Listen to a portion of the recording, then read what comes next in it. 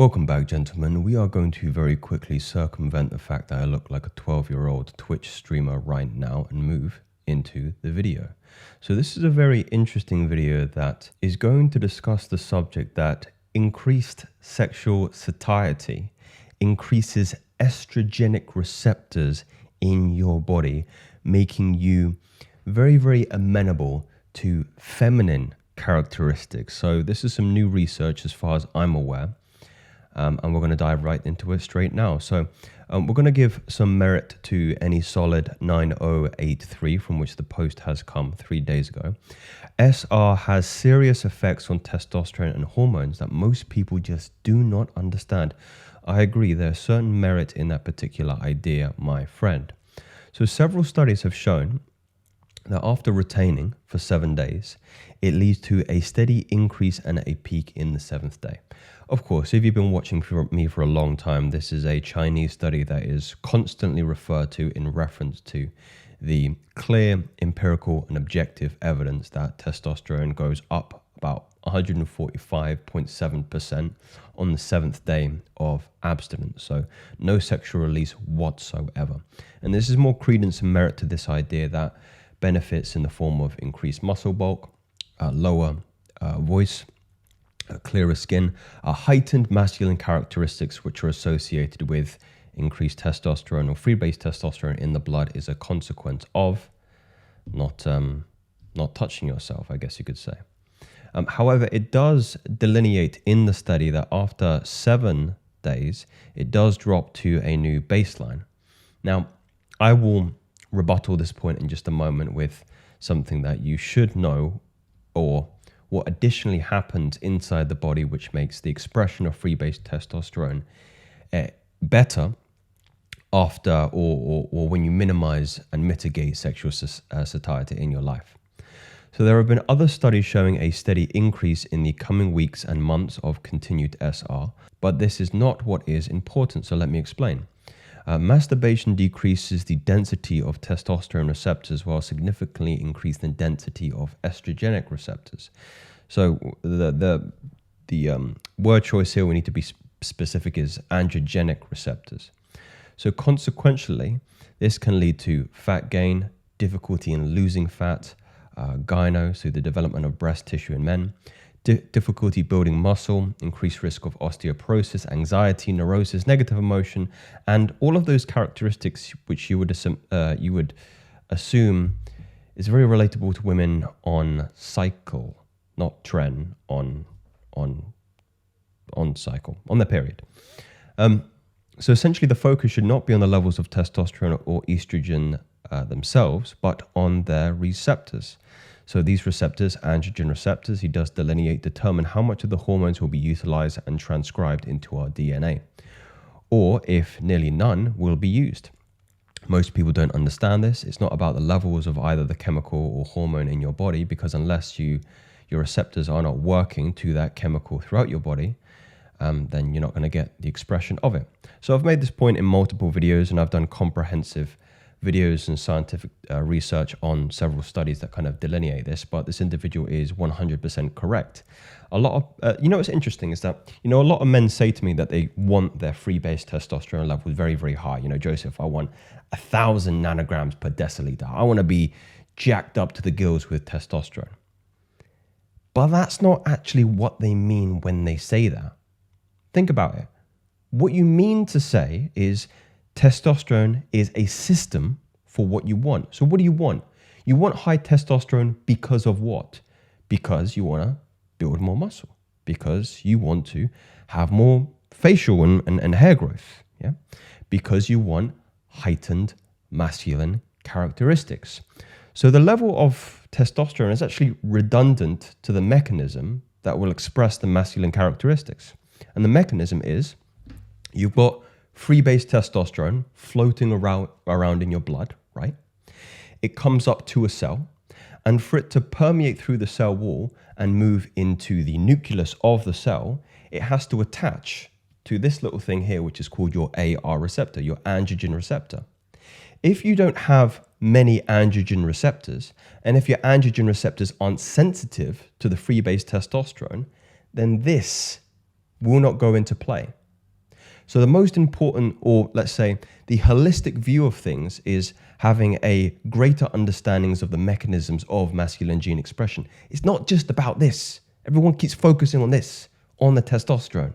It's not just about the testosterone. It's, can the testosterone get into the AR, and can the AR move it into the nucleus, which is where DNA genes are upregulated, so epigenetics in this way, and then turn on more muscle growth, more hair growth, deeper voice, and all those genes you want. So you want gene expression.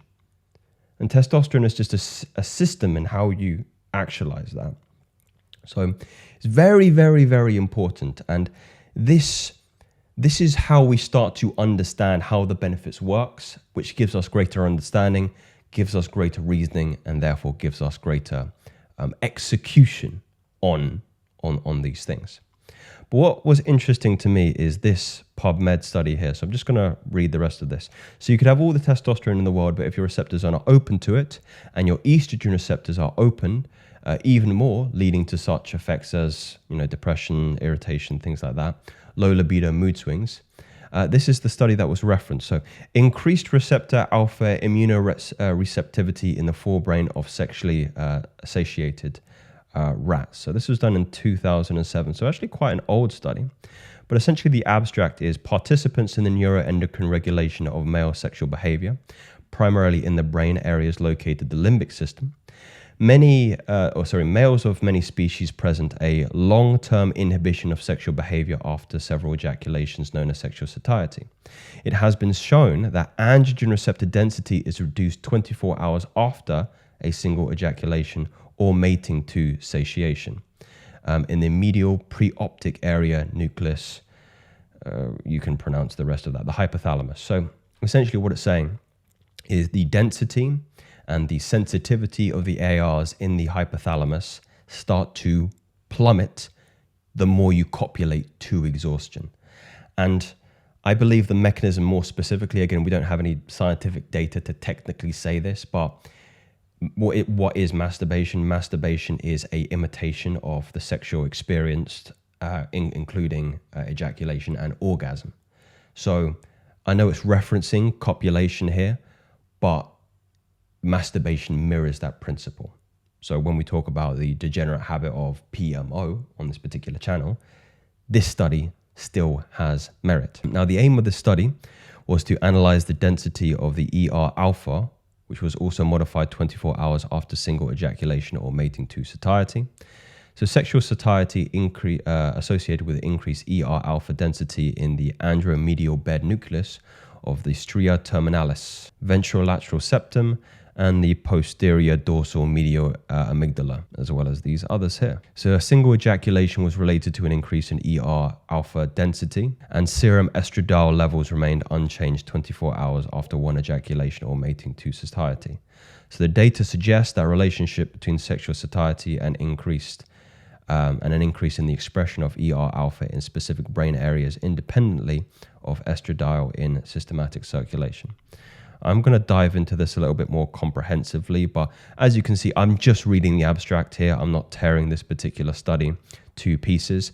I do know for a fact, if we're going to put away the claim of estrogen receptors being upregulated to the side for just a moment, put a pin in there. There's some merit to the idea, but not conclusive in my opinion.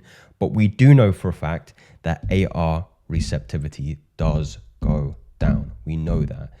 In rats, not in humans, but of course there's going to be a relationship biologically there. So I think there's merit to that idea, and it would make sense that there would be a twisting or that the pendulum swinging in a different direction when it pertains to our masculine gene expression. So the issue is very clear, and unfortunately most will never understand what's happening with our bodies with PMO. And even if they do, they won't have the willpower to stop and heal. What's even crazier is that heightened simulation such as pornography makes the issues even worse. There's a reason why you feel depressed, and there's a reason why you feel unmotivated, chronic anxiety, and all the negative emotions. There's a reason you aren't the man you need to be. And it's not some made up placebo effect. Your hormones are not functioning how they were supposed to be functioning. There's scientific evidence of the terrible effects of PMO on the body and the brain. Most people do not understand this concept or simply look at testosterone levels solely. So I completely agree with this point. It's very surface level. And unless you are doing your due diligence and looking at the nuances in this particular area and the research, then you'll never come to grips with this notions of androgenic receptivity, estrogen receptor sensitivity, less density of these particular receptors in androgenic areas of the body. Consistently releasing is 100% a contributing factor to the downfall of men and subsequently the downfall of society.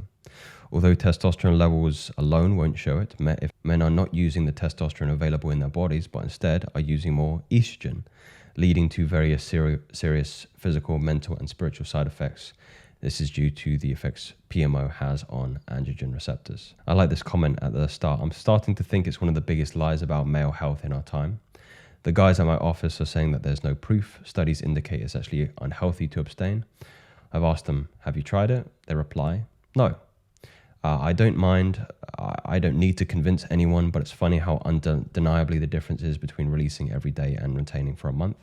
My take is there's a definite shift in baseline emotional state, probably from being in more control to one of mankind's most carnal desires in opposition to being a total slave to it. Yeah, of course, and all rebuttals, in my personal opinion, to this notion are typically from people who are afraid to look at themselves in a mirror and actually fundamentally go, well, what's the areas of my life that I'm not proud of, I have shame, I have guilt about, and it's typically those areas. So look, my personal opinion with this gentleman is I personally wouldn't discuss it with friends or certainly in your workspace, because what you're doing is you're kind of you're shining a light on their insecurities, and most people will react negatively, and not even just negatively, but aggressively and violently, because it's like, again, you're taking this big spotlight and you're shining it on something that people feel shame about. Of course, they're going to act in a negative way. Of course, they're going to act in a way which you're threatening them in that context. So the best thing to do is not really to bring it up.